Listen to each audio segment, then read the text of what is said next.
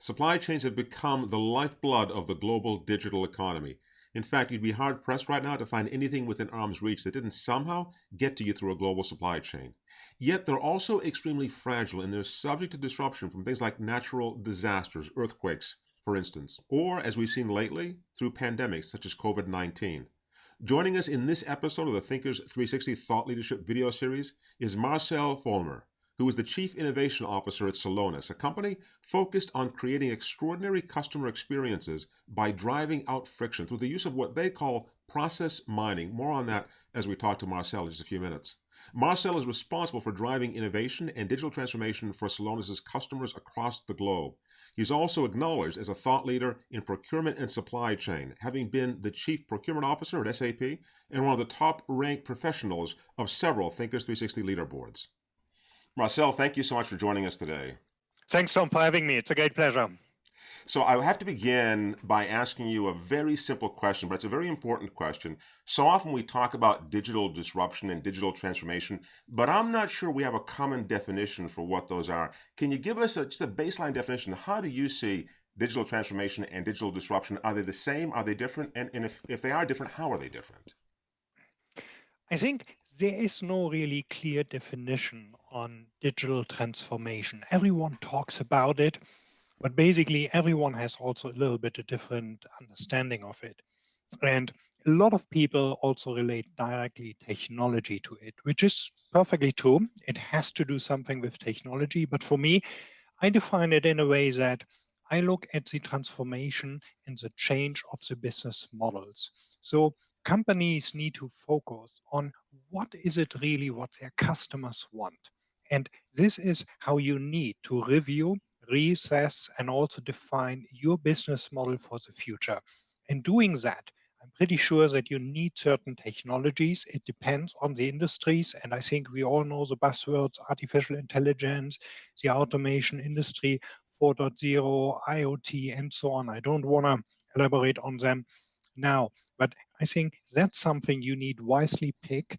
Where do you really get the benefits and where can you serve your customers best with? The disruptive element comes when you really need to change the way how you do business. In history, I think we have some great examples of that. When you look at Nokia in a simplified way, a rubber boots company transforming and becoming the market leader for mobile technology.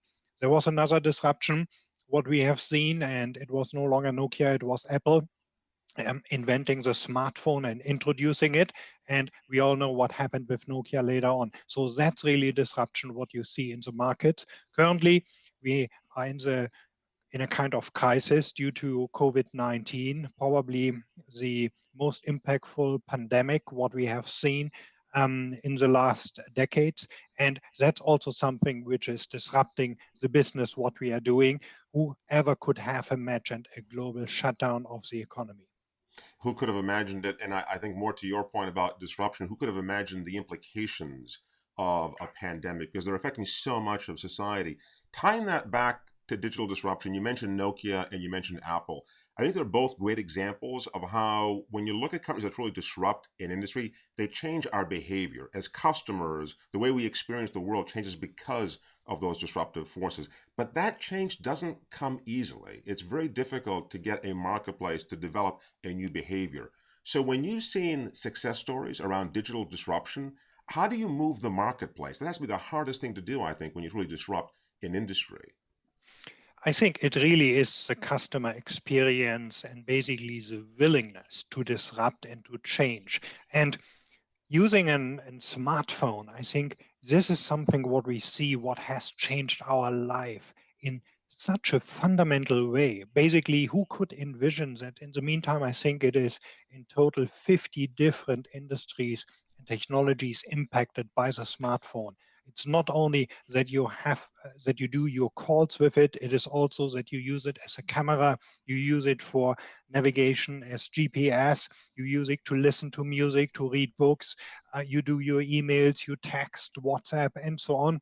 So this is really where you see it is a fundamental change. And this is something also where you need basically have the right technology and the right business model at the right point in time to come up with. We have seen also that a smartphone and the idea was not necessarily new. BlackBerry already started by changing the way how we use our mobile.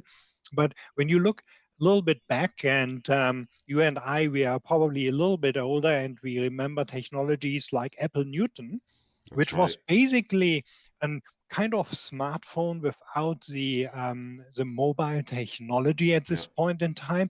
It was a disaster. It was a failure. it It was a was. great innovation, no doubt about, but basically the time was not right. And therefore, I think meeting customer expectations, the customer experience, having the right innovation at the right point in time, this is really what I would say a digital transformation is, and your goal should be. When I hear you talk about this, I've heard you talk about it before, Marcel, you always lead with the customer experience. You put that at the epicenter of innovation. As Chief Innovation Officer at Celonis, I think part of what you're probably looking at day in, day out are new ideas, new ways that you can change the customer experience. What do you find is the best benchmark to use in identifying whether a market is ready for the change? Because innovation, I don't think there's any lack of innovation. It really comes down to what innovation can we get the market to adopt at this point in time. What do you see as sort of the fundamental indicators that say a market is ready for disruption? That's really the key question and the silver bullet. Honestly, Tom, I have to be honest, I don't have really the answer. Probably I would not sitting here, or I would sharing information, but basically you would see me in the billionaires ranking. Right. If I really would know what is the right thing to do at the right point in time. But I think what we definitely see, and when I was Chief Digital Officer at SAP, I learned a couple of things also about the innovation cycle and bringing products to the market. What I have seen is that technologies, and in the software industry, we are using the technology and the definition in a way that we say you can really talk about adoption when you have reached 50 million users. And when you look back, airline industries, automotive, it took 68, 62 years to really go to 50 million users. Facebook, Twitter was much faster, so 4 years, 2 years. And when you see now what's happening, probably you remember there was a game, Pokemon Go. It took 19 days, 19 days to reach Wow. 50 million users. And that's Wow. really having the feeling for that. What is possible to do and Mm, when to do it? right. So, was the time ready for Pokemon? Honestly, I think it is so tough to answer that. But basically, what you see now is the time is getting shorter and shorter. And that's something also what all companies need to consider, and therefore having an agile setup, being Mm, flexible, being able to change, and also to bring your workforce behind your vision, what you have. I think that's absolutely key to be successful. And yeah. that's the reason, Tom, why you asked me about the customer. I think it is all about the customer. If the customer is ready, or you can make the customer ready, I think it's the right time. Look at what Hayek did with the Swatch Right. watches. So, was there a shortage of watches? So, I can't remember that. I think everyone had one. But Mhm. basically, coming up with a new fancy way in selling basically a very basic technology, this is something which is a great innovation, and winning with the right marketing. I think this is exactly what is brilliant. I love Red Bull. This keeps me up Yeah. and going. Besides the coffee, what I drink, isn't it a great marketing innovation as well? Selling an energy drink and selling billions of cans of that because consumers like it, and they like also the lifestyle feeling what you attach to that. So similar Right. success story what Starbucks has, for example. Yeah, it always comes down. I love the way you present this. When I hear you talk about it, it always comes down to: do I, as a customer, find delight? Is it an extraordinary? And that's the better experience, but an extraordinary experience. You were talking about Swatch. I look at this thing here. I was wearing a Breitling for 30 years. I swore I would never take it off of my wrist, and then the poor Breitling is now sitting somewhere on a shelf. I don't even know where it is, to be honest with you. This has become part of my life. And it's not just a watch. It really is part of the way I experience the world in many ways. I mean, it's that profound, right? And a lot of these disruptions, clearly are changing the world, not just small pockets of it, but changing the world in very big ways. Could we Yeah. could we tie that to COVID-19? Because I think as I was listening to you talk just now, um, sometimes we make the disruption happen. Other times the disruption happens to us. And COVID-19 was not a disruption that anyone caused to happen. Certainly not purposefully. And yet here we are. Every aspect of our society is being challenged because of it. How do you see digital disruption being impacted by COVID-19, and maybe the inverse as well? How do you see COVID-19 being impacted by digital disruption? That's a very great question, Tom. And basically, when you compare that, there were big changes on the technology side. We just elaborated on them. Company SAP, I mentioned, I worked for 14 years, a little bit more than 14 years in total, invented the enterprise resource planning as a disruption on how basically to use the technology to run your company on IT systems. By the way, Celonis, the company I'm working for now, is doing the same with process mining, process analytics technology. These are innovations coming to the market, and basically it is then a question also being at the right point in time and meeting the demand or generating the demand to be successful. A pandemic, what's happening right now with COVID and what you are asking about, COVID-19, that's basically nobody has ever planned. Nobody could really envision that this is happening and also impacting the global economy. This is a global pandemic and impacting all economies. But one thing, what we definitely can say, it changed the way how we live. And it is not only the business life, because it is also now that we connect to our friends, even to our family in a different way. Because there were times, I'm here based in Germany, you can hear it from my strong accent, I'm a German, that we were not allowed to meet our mothers, our fathers, due to the fact that the risk was very high that we might infect them with the COVID-19 virus, and therefore we better only go for video conferencing. My mother was not used to it at all, so she is now 77, and she could switch very soon using FaceTime, using different Yeah, technologies. And this is one personal private example, what I'm referring to. But when you look now on a global scale, for everyone, it's absolute normal. Now, hey, I use a Zoom, I use a video conference, Skype meeting, whatever it is, and we connect. Even people never met before hmm are connecting, and it is absolutely normal. And when you now go back to the question, what has really changed and was highly impacting how we drive digital transformation? For me, COVID-19 is one of the most disruptive events I have ever envisioned. It is anyhow the most disruptive when you look as a pandemic, because we haven't had one with such a global scale before. right. And with that, it is a clear driver in changing the way how we connect. And I will not say that's entirely good.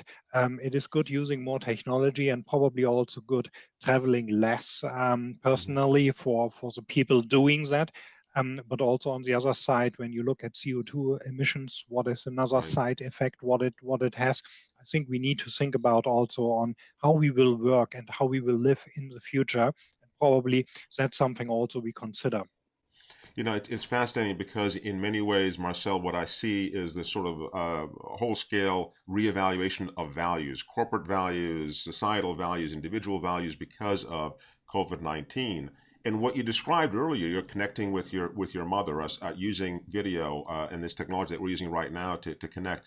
So much of this is due to the fact that we had built an incredible infrastructure that was almost waiting for the disruption to occur, right? We didn't know what the excuse would be. We certainly didn't imagine, I didn't imagine that it would be COVID-19, but we were almost waiting for something to create that tipping point. And COVID-19 is in many ways perhaps one of the biggest tipping points for technology that we're going to see in our lifetime. One of the things that you talk about, well, I'm going to make sure we touch on this because I think it's a fascinating topic, and I've heard you talk about this before, is the notion of friction and how ultimately friction can inhibit innovation, but also how we create more frictionless experiences through innovation. What you were just talking about, your mother, connecting with you by video, that's a frictionless experience for her. That innovation wouldn't be possible if the friction was there. Can you talk about that a little bit and what you mean when you say, I love this term, this notion of a super fluid enterprise? What is that, and how does friction play into our conversation today? I think we are very used to a lot of frictions in our life. When we look around, for example, and let's go back to the to traveling. Arriving at the airport, I think you and I, we might have the same experience. It is not entirely fun. It is waiting, queuing up, waiting for security checks, and then to go through the entire procedure. So there are a lot of frictions basically and a lot of unknowns. What's happening? I lived in Atlanta, Georgia, 2.5 years. Coming to the airport Monday morning, doesn't matter if it's 6, 7, 8, 9, or even 10 a.m. Was kind of surprised what's happening now. Does it take me 1 hour to go to security, or can I do it in probably 45 or 30 minutes, or do I need to plan 2 hours? These are frictions we see. There are also other frictions that your train is not really departing in time, or basically something gets stuck. When we look now on the business side, that suppliers asking, when do I get paid for the supplies I deliver to you? I send it an invoice. What's happening on your process side? We see on the customer experience, on-time delivery is very important. We see now heavy investments from Amazon on the retail side, even trying out now same-day delivery, what they are doing. We want to have frictionless processes. It needs to be a customer experience which is simply great, meaning it is easy, intuitive to connect. I like the saying, it needs to be Apple easy, Google fast. And this is basically what we expect all over and what we would love to have. Going in a restaurant, yes, there's a table available and it is a nice one. Going somewhere else, not waiting, going to a doctor and not sitting 1 hour in a waiting room, things like that. And what we do on the Celonis side, we are looking in all the different processes. What are the frictions, what you have? Where are these roadblocks? Why is it taking so long to queue up, to wait for something? Um, couldn't we do it better? Could we distribute the workload? Or basically, can we be faster in processing? Why does it take so long when a purchase requisition gets created that it really goes to the right person in a procurement department to start the sourcing process, to select the right suppliers, to do an e-sourcing, probably an e-auction, and then really to go through the entire process and also ensure that everything gets delivered in time. We have seen COVID-19 impacted supply chains heavily, and overcoming that and having a mitigation strategy, or basically removing any friction what you have, is definitely the ultimate goal what every company has. And therefore at Celonis, we use a technology.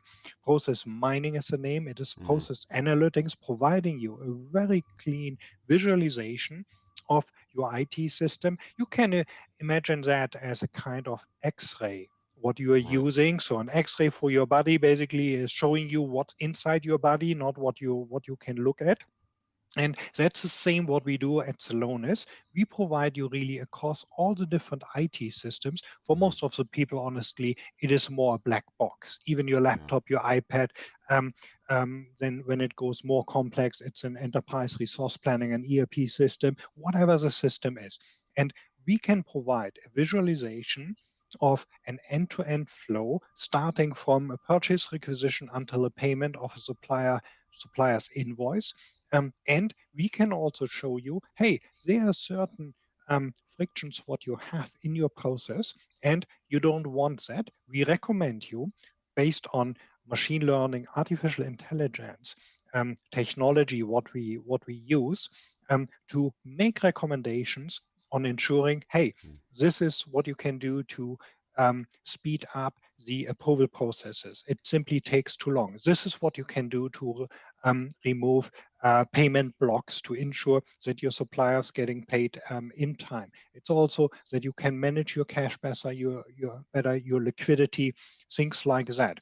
And when you really achieve and look into all the different areas and remove all the roadblocks, the frictions, basically the ultimate goal is then having a super fluid, so a company running without any frictions. Doesn't matter Mhm. which process it is, might be procurement, might be order to cash, might be an HR process for all the applications what you get, might be an IT process, a complaint, whatever you have. Basically, this is what we envision and what we call a super fluid enterprise, and we are not there, but we are pretty Mhm. sure a key technology and this disruptive technology, what Celonis, the three very smart co-founders have developed, is definitely getting you not one, I think, a lot of steps closer achieving that goal.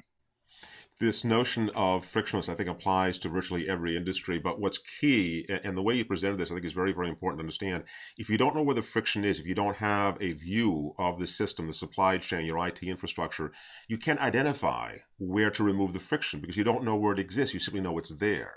So to enhance that customer experience, you have to take that X-ray, as you put it, of the organization or the supply chain to identify where the points of friction are and where you can best and most effectively address them. That's a fantastic way to think about how you go about the process. You called it process mining, is that right? Yes, exactly. Process mining. I had this fantastic visual. I've talked to so many organizations over the years. It's amazing, Marcel, how few of them really understand their end-to-end process. It's grown up organically over many years, many decades, and very often they've never gone to the trouble of doing that kind of a process mining exercise. But yet it's so critical to improving the experience of the customer at the end of the day and creating efficiencies in your processes, your supply chain, whatever it might happen to be. Fantastic way to think about. I think the next step that so many companies need to take right now to better understand where friction is. Tom, I couldn't agree more. And that's really also why I'm so excited about seeing that this technology, by the way, one of the very few technologies invented in Europe and now basically going in all the large corporations around the world. We don't see this very often, and therefore at Celonis we're also very proud that we became unicorn status, so market capitalization more than 1 billion last year or even the year before, and could make it up to 2.5 billion market cap in November last year in the CSC funding. And this shows also there is um, a lot of expectations and a lot of investors see currently, Mhm. wow, this is really helping us to drive the transformation and removing all the frictions what you have in the process to have a seamless running supply chain. And COVID-19 was also a shocking experience. I That's right. became chief procurement officer back in 2011. Some people might remember there were two events, catastrophic events, much different magnitude what COVID-19 has. But Fukushima was a big surprise for a lot of companies. Right. Wow, something is happening in Japan, and oh, we don't have suppliers in Japan. It might not impact us. This was exactly what I was listening to at procurement conferences at this point in time. A little bit later, I met the chief procurement officers again, and basically they were saying, "Oh wow, we were not aware that our tier two, tier three suppliers were heavily impacted by suppliers no longer capable to deliver because they were based in Fukushima." And a similar event happened same year with the flood in Thailand. I think a Right. lot of companies learned, wow, the majority, and I think it was 75% of the global production of hard disk is happening in Thailand and was impacted by the flood. Mm. And we all know what happened 2011, huge investments in data centers. Still Right. today, it is a huge investment what you see on the IT side. And there's a shortage in hard disk. Same for laptops and all the different devices where you need them. Mhm. And this is really also where you need to have transparency, not only within your company for something what you order and how it goes through. You need to bring this on a different level, on a global scale, to Right. really oversee all the aspects of your supply chain. And only if you can do that, you are ready for the right risk mitigation. Even there are some risks which are very hard to mitigate. I agree on that. But on the other side, think also about a lot of different aspects which customers are expecting right now. Sustainability, just to name one. Right. If you don't know where are your tier 2, tier 3 suppliers based, how do they work? What are the working conditions? Do they have child labor in the production or in raw materials, what you need for your own products? So then you are more or less blind. And this is exactly why I like the term X-ray, Hmm.